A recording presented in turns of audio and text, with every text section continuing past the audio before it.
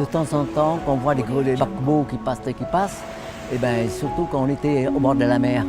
On voit, ça nous rappelle quand même le voyage de Saigon à Marseille. On était très malheureux. Parce qu'on est français, on a un nom français, on a la nationalité française, donc on ne peut pas rester là. Maintenant, le pays est indépendant. On n'a plus de raison d'être là.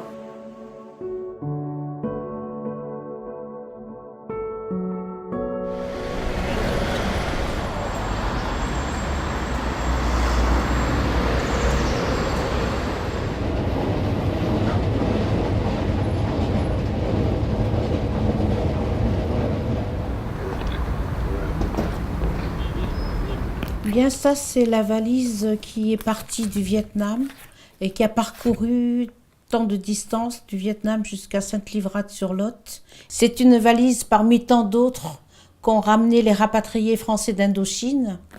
Et dans cette valise, il y a tellement de souvenirs de là-bas et d'ici. Cette valise-là, elle ressemble à beaucoup d'autres au CAFI. C'est le parcours d'une vie d'un Eurasien qui a vécu là-bas et qui a gardé ce qu'il y a de plus important pour lui. Et pour nous, c'est une valise de témoignage. Ces photos-là, j'ai mis des années et des années à les stocker, à faire des recherches auprès des uns et des autres. Mais nous allons de toute façon continuer encore ce travail de fourmi. C'est un trésor pour nous et c'est quelque chose qui restera dans le lieu de mémoire. Donc ça, c'est déjà une grande fresque. La deuxième œuvre, ça, vous avez les tableaux du CAFI. Et ça, c'est également une deuxième fresque des gens du CAFI. Tous les gens du CAFI qui ont maintenant presque 80 ans.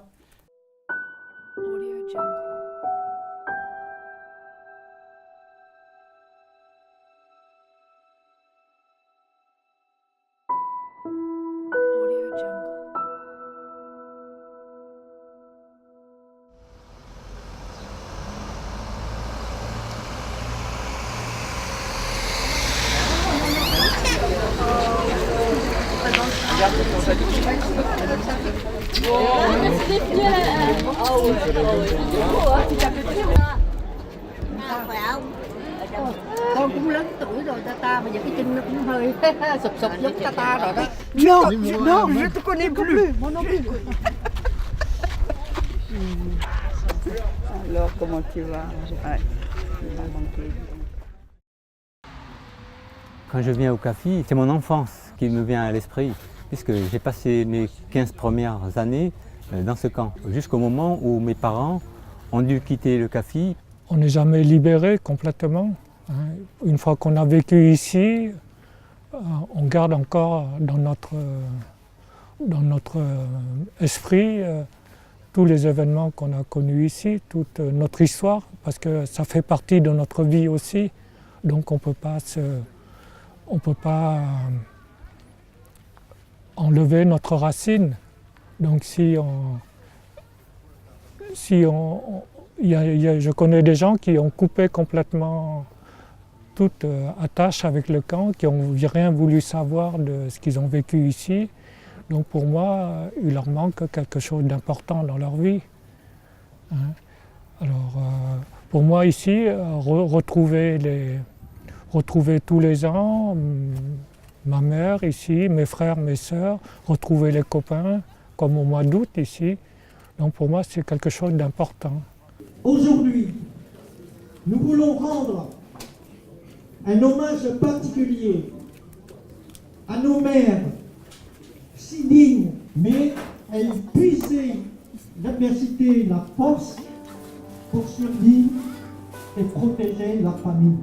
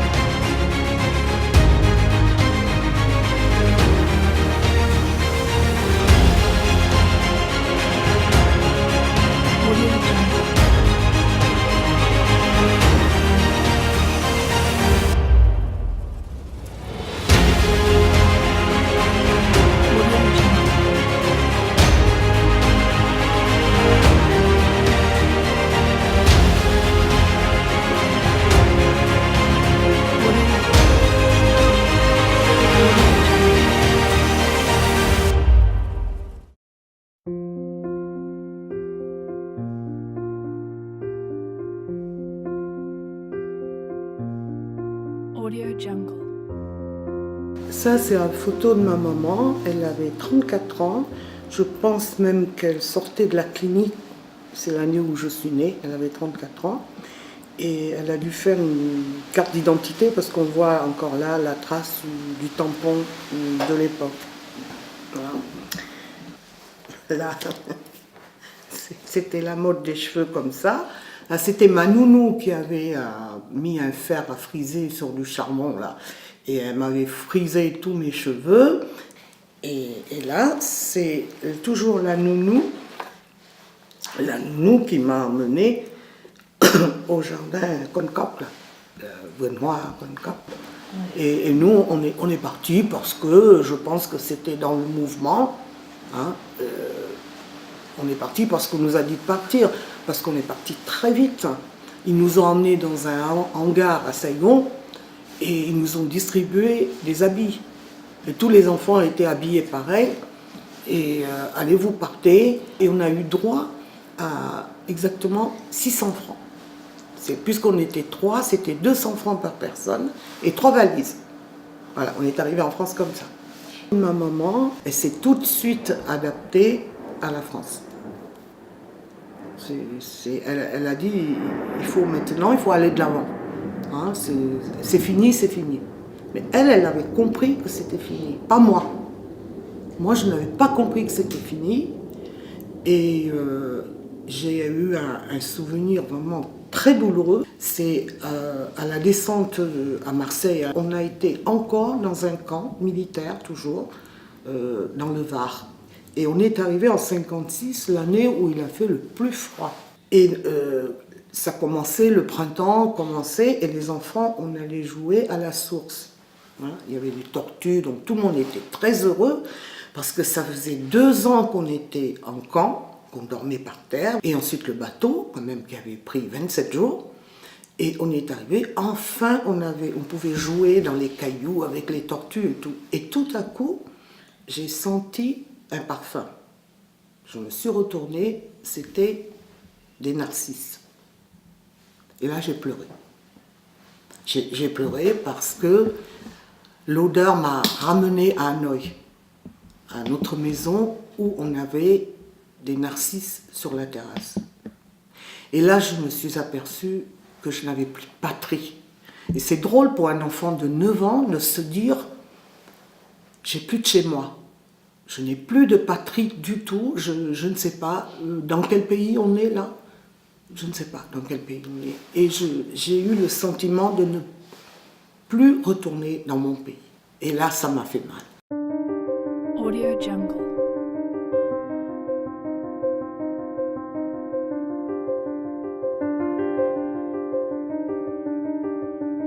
Audio Jungle.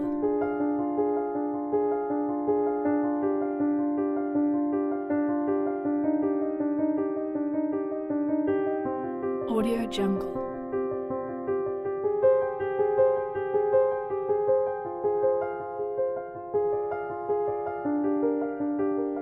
Audio Jungle.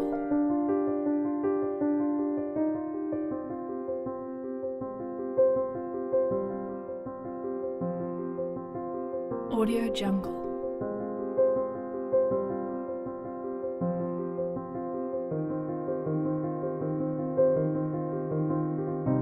Audio Jungle.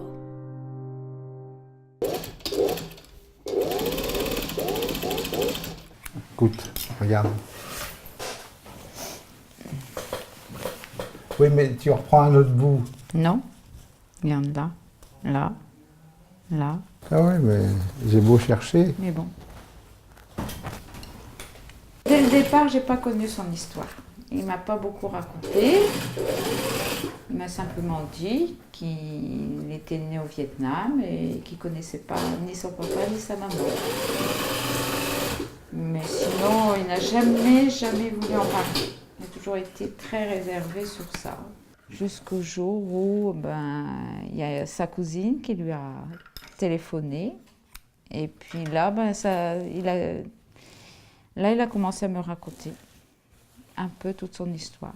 Je pense que c'était traumatisant un peu pour lui. parce que il est arrivé en France et puis personne ne voulait de lui. Il avait normalement son papa qui était en France, mais il n'a jamais donné signe de vie. Donc pour lui, personne ne voulait de lui, donc il a fait sa vie comme ça. Et après, quand il a retrouvé la famille, ça a été très dur.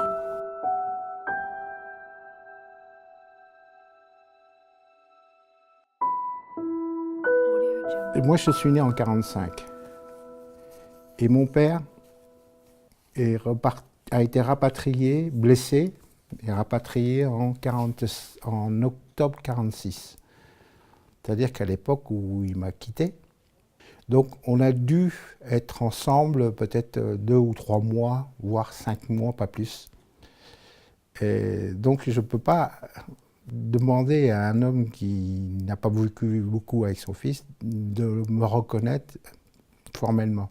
Je pense que mon père savait que j'étais vivant et il savait où il pouvait me retrouver jusqu'à l'âge de... jusqu'à mon service militaire. J'étais encore suivi par la FOEFI, c'était encore facile de retracer. Mais je ne pense pas qu'il avait envie de chercher. Donc c'est un schéma qui est arrivé à nombre d'entre nous et il faut le prendre comme ça vient, c'est tout. Quand ma mère m'a mis à l'orphelinat, à Cholon, là oui, j'ai pleuré. Et les jours qui ont suivi, ce jour-là, on était tous, parce qu'on avait tous cette image, c'est les enfants à la grille du collège, à espérer que maman vienne. Et au bout d'un certain nombre de jours, on se dit non, elle ne viendra plus. Là, ça fait mal. Ça fait mal de pleurer vers sa mère et de se dire, maintenant, il va falloir que tu grandisses tout seul. Mais mon père m'a jamais manqué.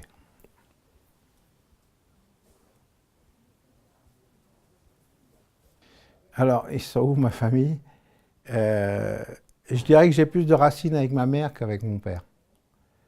Ma mère, elle est née à Yangbe, et c'est là que je suis né. Donc pour moi, c'est là mes origines. Les origines qui viennent de mon père, ça ne compte pas. Ça ne compte pas parce que quelque part, c'est quelqu'un qui est venu au Vietnam, qui a fait un gosse et qui est reparti. Donc ces origines-là, je m'en fous. Ce qui m'importe, c'est que je sais où ma mère m'a mis au monde, et c'est elle qui compte.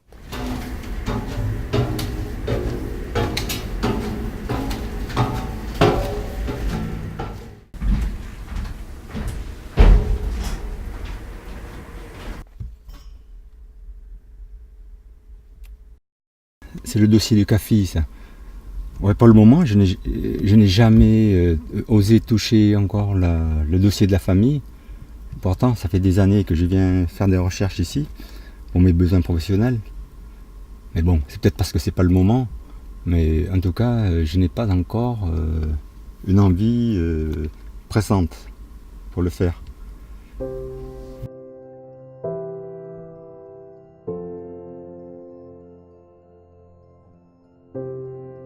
Audio Jungle.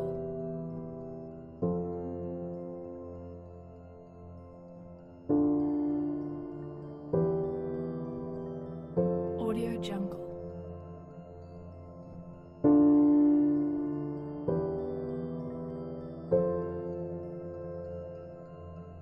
Audio Jungle.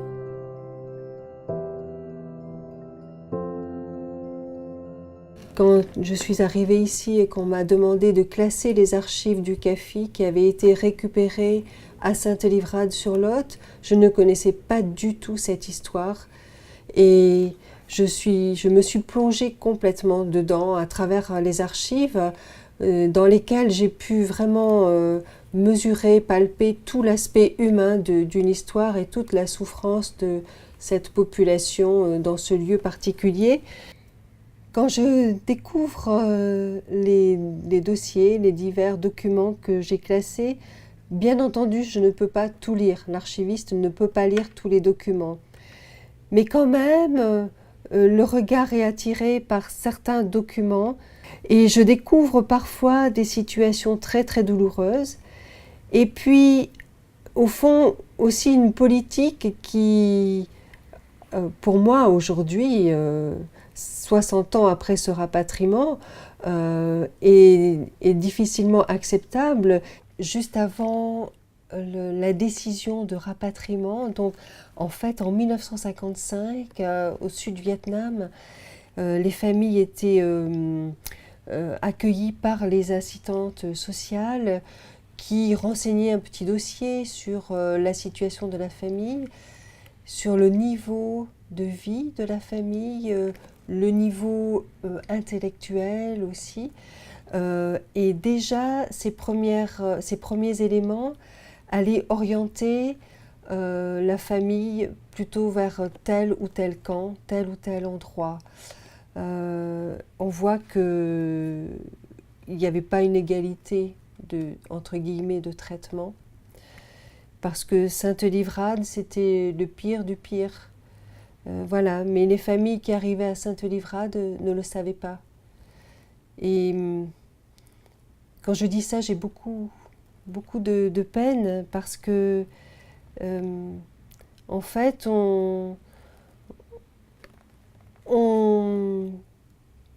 comment dire, on était amené à gérer la situation et l'avenir d'une famille, et en l'envoyant cette livrade, on l'a condamné quasiment à ne pas avoir d'avenir. Pour moi, ça m'amène à quelque part communier avec cette population et cette histoire. Et d'ailleurs, cette histoire, elle ne concerne ces personnes qui sont passées dans le camp, mais elle me concerne à moi aussi parce que c'est une partie de l'histoire de la France, donc c'est une partie de mon histoire. Et pour moi, c'est important d'avoir pu classer ces archives, de pouvoir ainsi restituer cette histoire aux protagonistes, à ceux qui l'ont faite, mais également à tous mes concitoyens. C'est important qu'en France, on connaisse cette partie-là de notre histoire. Audio Jungle.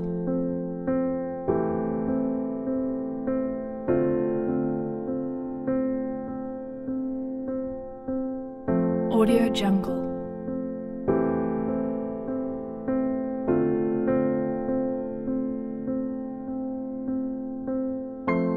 Audio Jungle.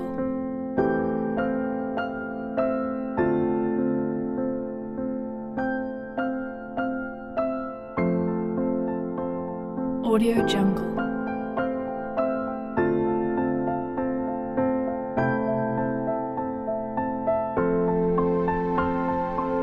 Audio Jungle.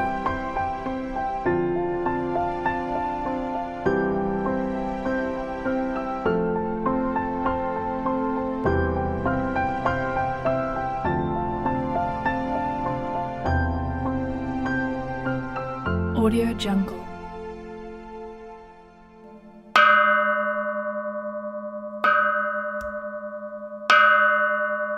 Oui, personnellement, je pense que le CAFI, au départ, devrait exister comme ça. Mais quand, en tant qu'enfant, on ne prend pas conscience de ce problème douloureux. On ne prend pas conscience, c'est vrai. Mais c'est 50 ans après ou 30 ans après qu'on prend conscience que cette douleur des parents, c'est très très forte, très forte. Il est difficile pour nous de s'en sortir. C'est la seule façon de s'en sortir, c'est de faire des études longues. Et là, bon, mais le temps qu'on part à les études longues, c'est des années. Des années, donc, mais au camp,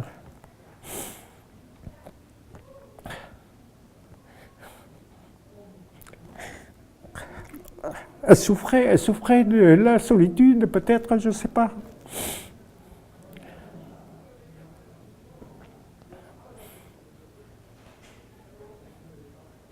Mais bon, maintenant la vie est tournée, la page est tournée. Et je suis revenu, c'est pour elle.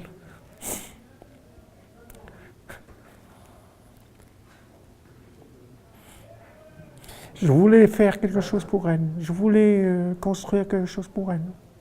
Mais à travers elle, c'est toutes les femmes de ce café.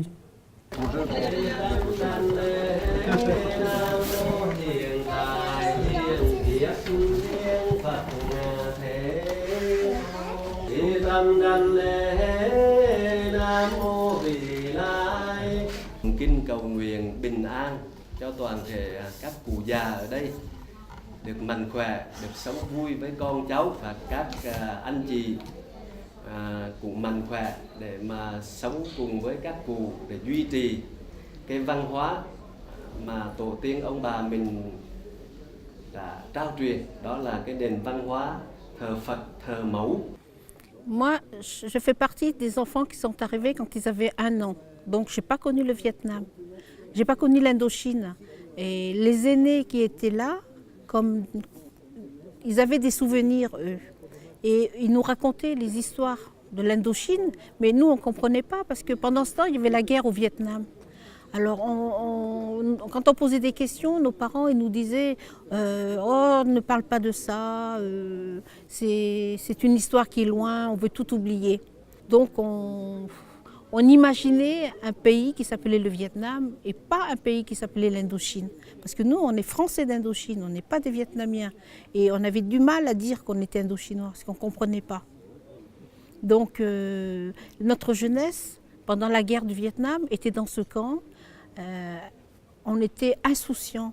On ne s'intéressait pas trop aux affaires du Vietnam, mais on sentait bien que nos parents, quand ils regardaient la télévision, ou certains avaient des nouvelles, ils pleuraient. Ils pleuraient beaucoup, mais ils ne racontaient pas. Ils ne disaient rien. Ils disaient, pourquoi ils ne disaient rien? Peut-être avaient-ils honte, peut-être avaient-ils de la peine, mais ils avaient du mal à parler, ils ne voulaient pas parler. Ben, c'est quand ils ont décidé de casser le CAFI, le camp de Sainte-Livrade qui va être démoli. On s'est dit, mais toute la mémoire, toute l'histoire qu'il y avait dans ce camp va disparaître. Et on est arrivé en 1956, il fallait se taire. Il ne fallait pas parler de notre problème. Les parents, ils avaient peur d'être expulsés. Alors on a dit, si casser les maisons, on ne pourrait plus parler. On n'aura pas d'écrit, on n'aura pas de photos, on n'aura pas de films. Donc il fallait se dépêcher pour garder la mémoire du camp.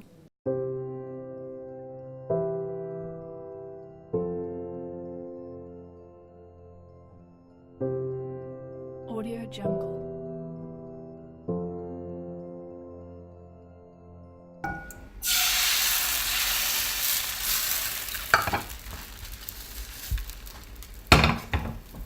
C'est ma belle-mère qui m'a appris à faire les benkoun comme ça.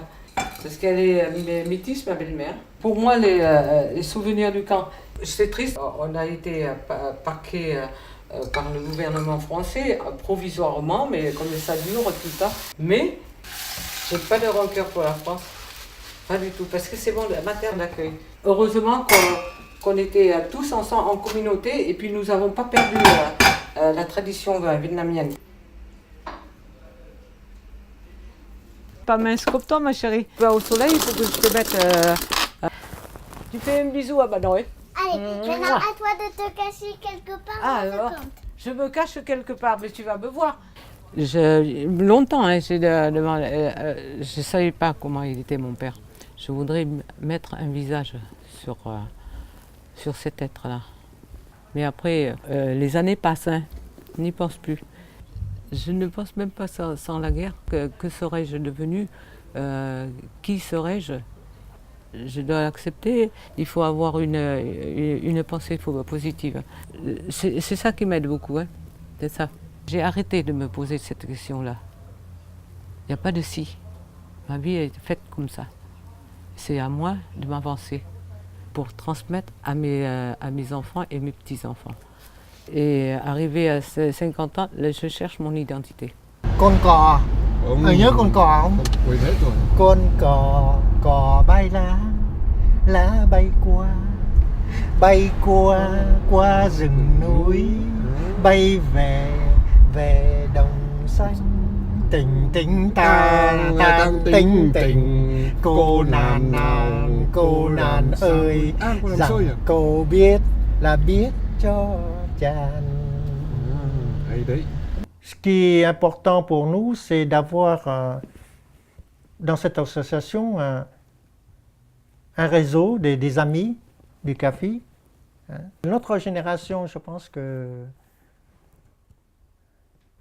a compris que nos parents n'ont pas pu demander ce qu'ils devront avoir comme droit, comme attribution, comme aide, etc.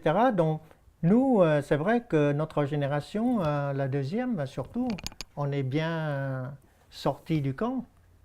Et c'est grâce à ça que, bon, maintenant, nous avons pu monter cette association pour, justement, pour réclamer ce que nos parents n'ont pas pu le faire.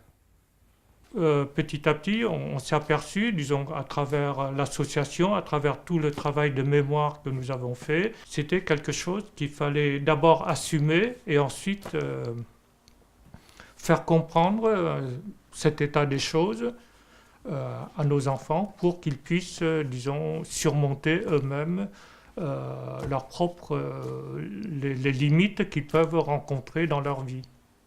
Le fait qu'au 15 août, les familles entières sont revenues avec leurs enfants, avec leurs petits-enfants, tout ça, pour montrer, voilà, ça s'est passé de cette façon-là, à tel endroit, et c'est vos parents, vos grands-parents qui ont vécu ici, dans telle ou telle condition. Donc ça a permis, je pense, qu'ils prennent conscience, justement, de l'histoire de leurs parents, et que ça fait partie de leur propre histoire. Je suis rentrée dans le CEP CAFI, je trouve que j'ai trouvé ma place. Parce que je connais mieux l'histoire de l'Indochine française. Et donc je peux me présenter plus facilement auprès des Vietnamiens ou auprès des autres communautés. Donc je me sens à l'aise. C'est une histoire qui est humaine, qui est belle, parce que dans ce camp, donc, les gens se sont aperçus qu'ils ne vivaient pas que pour eux-mêmes, qu'ils considéraient que leur propre destin, à titre individuel, il pouvait disparaître, il pouvait être éclaté. Alors que là, dans cet endroit-là, il y a eu une solidarité qui s'est créée, il y a une vie commune. Donc, et dans cette vie commune, justement, les destins n'ont pas éclaté. Les destins, ils sont restés eux-mêmes. Et ils ont montré qu'en restant eux-mêmes, ils arrivaient à faire de belles choses. Ici, ce sont des logements sociaux qui viennent de construire depuis 2011. Et pendant 58 ans, nous avons vécu dans d'autres bâtiments qu'on va voir après, très très vieux, des bâtiments vétustes et certainement insalubres. Et il y a des mamies qui n'ont pu vivre qu'1 mois et après elles sont parties. Les vieux bâtiments, on en voit ici. On a gardé les vieux bâtiments témoins qui sont devenus lieux de mémoire.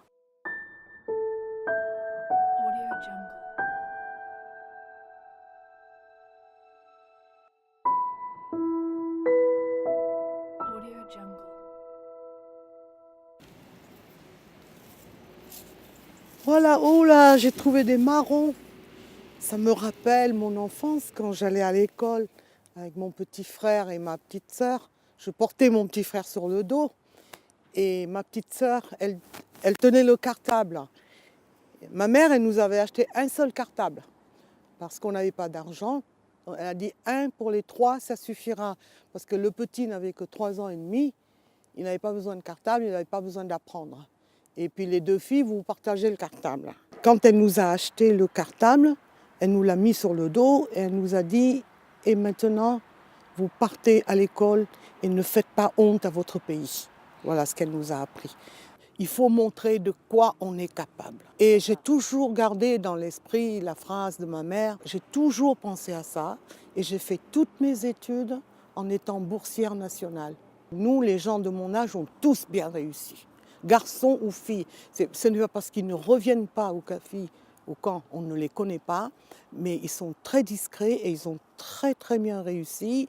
On était toujours tête de classe de toute façon, donc ils n'étaient pas moins que moi ni plus. On a tous très très très très bien réussi. Et ça, c'est une question de transmission. Et la transmission, elle est familiale. Hanoï. Donne la balle. Là.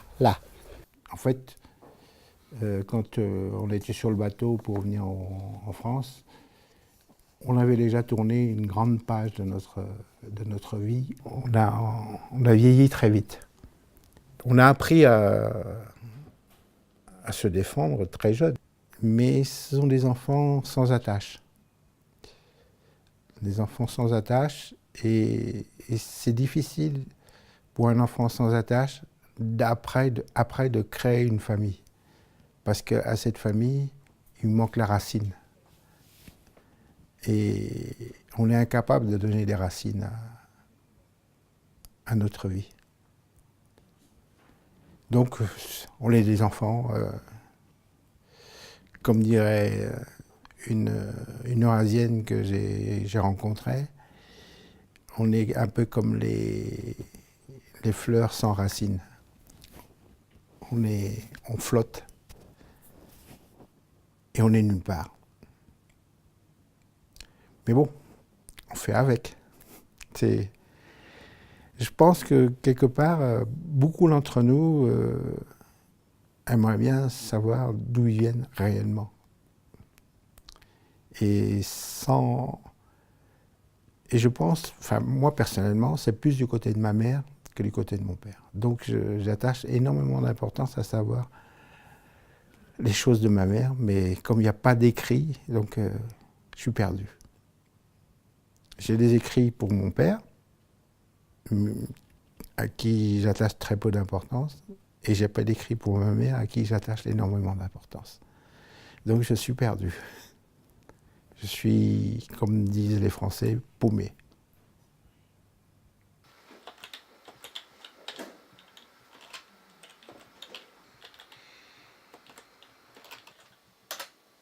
Je suis venue en France à un âge, j'avais 11 ans, donc à un âge suffisamment avancé pour se souvenir. Donc je tiens à faire en sorte à ce que ces souvenirs-là restent à travers mon livre. C'est un livre assez triste dans le sens où nos parents ont beaucoup souffert. Et je l'ai ressenti, moi, cette souffrance. J'ai écrit, c'est surtout pour mes enfants, pour qu'ils gardent les racines de leur pays natal, et pour ses descendants, pour qu'on n'oublie pas que nous venons d'un pays et que nous étions forcés de quitter. Même si en vivant en France, on est heureux, on aime la France, mais il y a nos racines qui sont très importantes pour moi. Et je tiens surtout aussi à valoriser tous les sacrifices de ma mère. Et ma mère, c'est vraiment le témoin de beaucoup de femmes vietnamiennes qui ont vécu la même chose. Voilà, c'était pour ça, c'est un hommage à nos mères. Parce qu'en fin de compte, je pense que les racines sont très, très importantes. Comme on dit, ma grand-mère avait l'habitude de dire qu'un arbre sain, quand on le coupe, et les racines sont toujours là, donc il peut repousser cet arbre. Et c'est exactement ce que nous ressentons après 60 ans en France. L'arbre, il est coupé, mais les racines restent puisque c'est un arbre sain. Audio Jungle.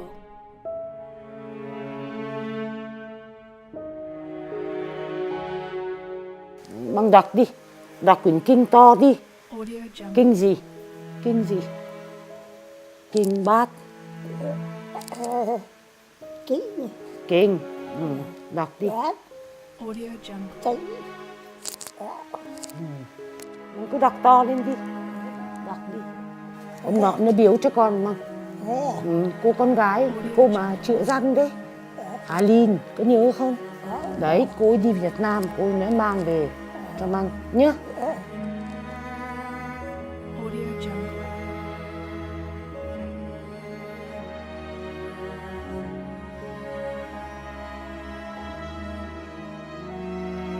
Jungle.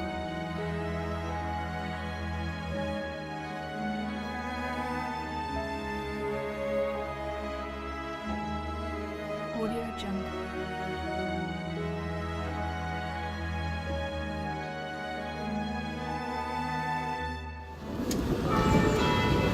Voilà, pour moi, il y a deux attitudes. Je connais des gens qui sont soit révoltés contre la société française, soit ils renient complètement qu'ils viennent du CAFI. Donc, ils se veulent donc bien intégrés dans la société française. Ils ne veulent pas que les autres ils sachent qu'ils viennent du CAFI. Avec mes amis de notre association, nous avons, disons, dépassé ce problème en disant que nous devons, au contraire, ne pas cacher nos origines et puis, au contraire, mettre en valeur, dire que voilà, nos origines, disons, sont respectables, qu'il n'y a pas de honte à dire que nous venons, que nous sommes nés au Vietnam, que nos parents sont vietnamiens, que nos parents sont français également, et puis de dire que voilà, c'est toute une période que la France n'a pas voulu reconnaître, mais que nous revendiquons au contraire, et c'est pour ça que nous avons fait toutes ces actions pour mettre en valeur la mémoire du CAFI. Depuis un certain temps déjà, j'assume complètement le fait que je viens de deux cultures différentes. Donc la culture qui vient de mes parents et puis la culture de ma formation en Europe, en France. Et on sent toujours qu'il y a quelque chose en nous qui est resté donc vietnamien. Pour moi, il n'y a pas de problème, il n'y a pas d'opposition. En fait, je me sens plus riche en parlant avec mes amis français de France. Je me sens plus riche du fait que je suis né au Vietnam.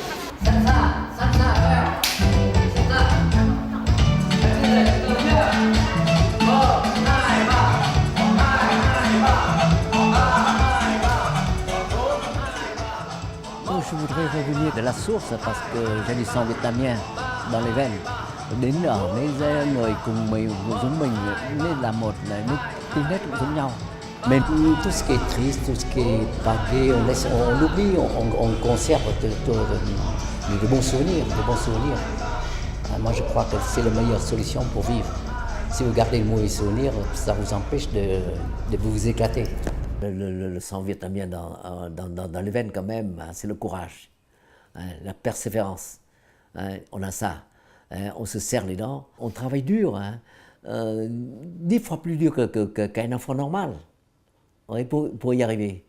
Parce que comme tous les Vietnamiens, les mamans sont très ambitieuses et très courageuses. Ils nous poussent, elles travaillent jour et nuit pour essayer de nous élever, de nous donner une bonne éducation pour passer les études.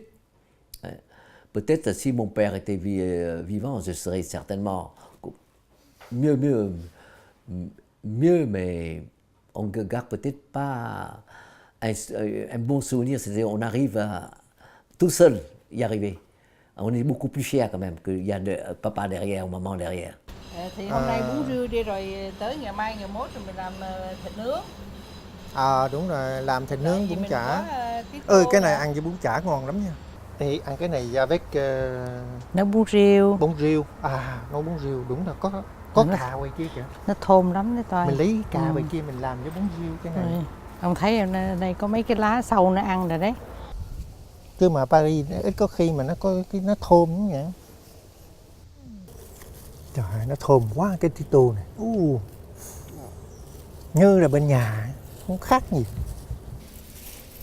Rồi cái trúc năm nay đẹp quá, hay trúc Nhật nè. Cái này trúc Nhật á.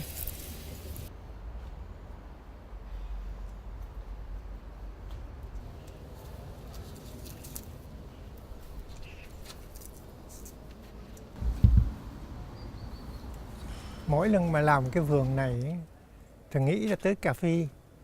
Tại sao? Tại vì hồi xưa cha mẹ mình trồng ấy, thì có trồng trước cửa cái nhà, cái nhà của mình thì có bầu. Thì ở đây thì là nhà cũng muốn trồng cây bầu. Tại cái bầu là cái xứ sở của mình ấy. Cha mẹ đã đem từ Việt Nam mà qua đây. Mình làm cái bầu, ở bên cha mẹ mình cũng làm bằng cái dạng bầu. Cái dạng bầu này nó làm bằng gỗ, mà cái gỗ hồi đời xưa người ta giục đi đó, mình làm. Thì đây cũng vậy, cái gỗ hồi đời xưa giục đi, ở chỗ này nó giục đi thì mình cũng lấy làm lại, giống hệt vậy. Mà đều trồng cũng được, mình cũng ăn được bầu.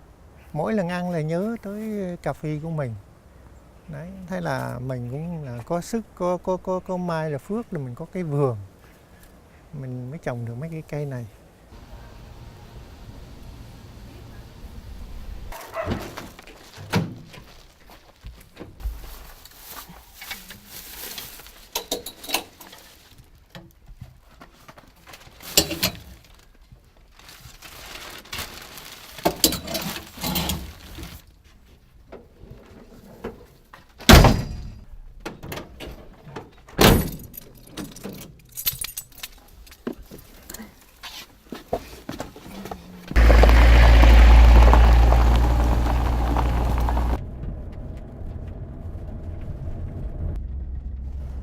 En fait, l'histoire de faire des retouches avec un camion sur les marchés, quand on est descendu dans le sud, moi j'étais à la retraite, donc il n'y a pas de souci pour moi, mais pour ma femme, il y avait encore du temps de travail avant la retraite.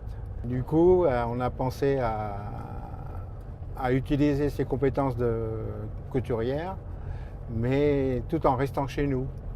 Et donc on a investi dans ce camion, on a mis une machine à coudre dedans, et puis vogue la galère, quoi. On a choisi 3 marchés au début, puis on a vu qu'avec 2 marchés on arrivait à s'en sortir. Donc les seules nouvelles que j'ai eues de ma mère, c'était dans les années 58-59. Il y avait des Français qui revenaient du Vietnam. C'était des gens qui avaient des plantations là-bas et qui revenaient en France. Et donc ils sont venus à la Foy-Fille pour me donner des nouvelles de ma mère. Et c'était les seules nouvelles que j'ai eues jusqu'à ce jour-là. Et elle travaillait en fait dans une plantation comme cuisinière, comment dirais-je, comme cuisinière dans une plantation de caoutchouc.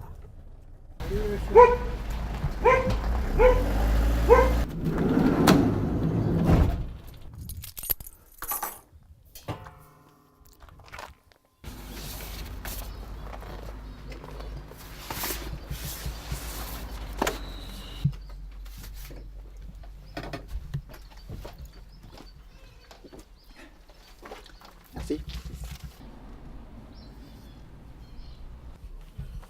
Et la robe que tu as fait, c'est Madame... Il y a les nappes, il y a les... Eh oui. Ça me rend triste, j'aime pas le voir malheureux.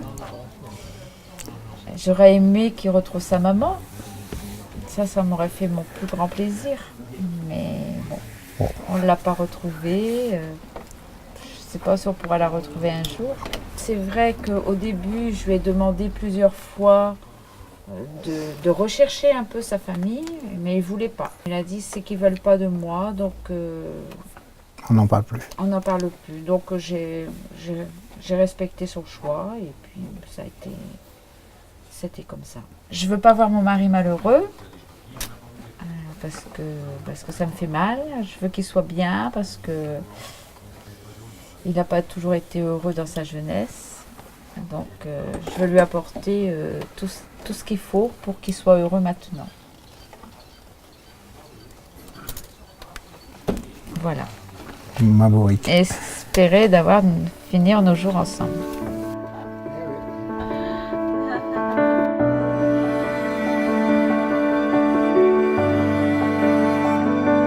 Audio Jungle.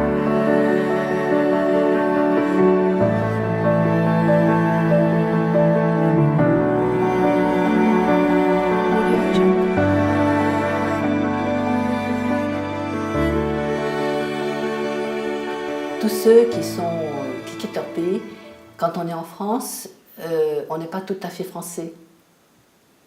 Vous voyez? Et puis quand on est au Vietnam, on n'est pas tout à fait vietnamien. C'est vrai, il y a un problème d'identité pour nous les Viet Kieu. Moi je suis j'ai envie de dire que j'ai 2 nationalités. Je suis ni l'un complètement, ni l'autre complètement. Je pense que j'ai 2 nationalités. Je me sens moi.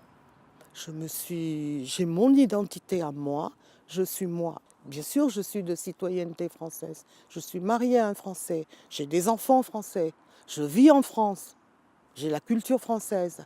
Mais je vois bien que dans mon éducation que j'ai reçue, comment je fais à la maison, mon comportement, mon éducation et l'éducation de mes enfants également, ce n'est pas français. On est mixte.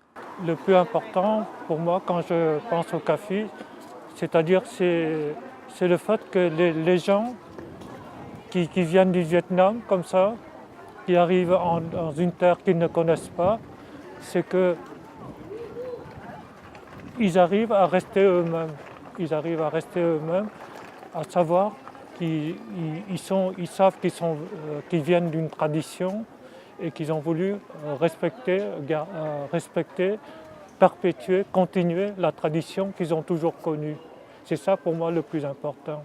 On pense que le Vietnamien n'a pas connu les Eurasiens et les Français n'ont pas connu les Eurasiens.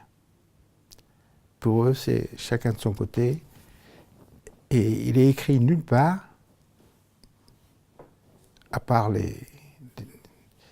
les Eurasiens qui ont écrit, mais les Français n'ont écrit nulle part qu'ils ont créé cette race d'Eurasiens. Et les Vietnamiens, c'est écrit nulle part qu'il y a eu des Eurasiens qui sont partis en France. Enfin, je pense. Quelque part, on nous a oubliés. Mais une chose que je regretterai peut-être toute ma vie, c'est l'absence d'une photo de ma mère. Je l'ai là, son visage, mais il n'y a pas de photo. Il n'y a pas de souvenir.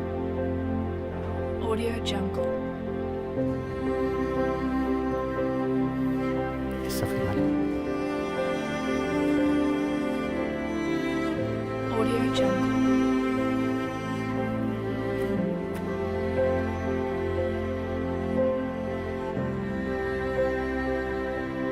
Audio Jungle.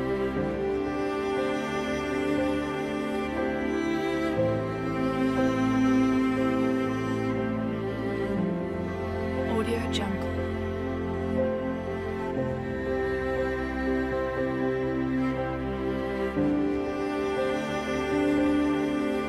Audio Jungle.